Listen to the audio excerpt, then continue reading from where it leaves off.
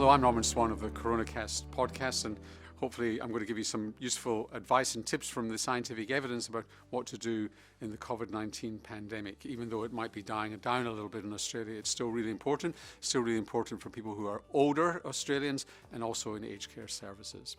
So let's go with your question. Social distancing is the most important thing that you can do. And for older Australians, it's really important because age increases your risk of severe COVID-19. So socially distancing from others, only going out to the shops and to get some exercise.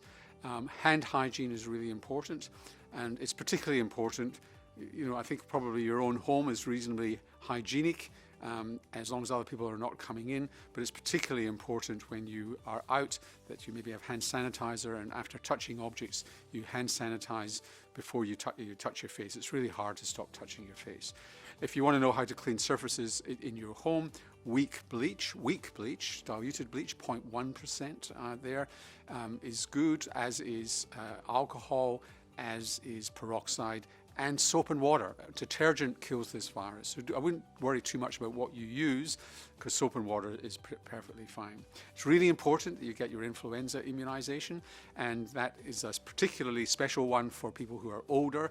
It's not the usual one for younger people. Pneumococcal immunization against pneumococcal pneumonia is really important too. And it's also important that you're reasonably assertive with, in a friendly way, with the people who are coming in to care for you at home. Have they washed their hands? And masks may or may not be important here, but they probably are, because if somebody is carrying a virus and they don't know it, then they actually can stop passing it on to you. You wearing a mask makes probably little difference at all, unless you think that you've been infected by somebody else. Unfortunately, at the moment, grandkids coming in contact with you is not a good idea, but that will relax over the next few weeks.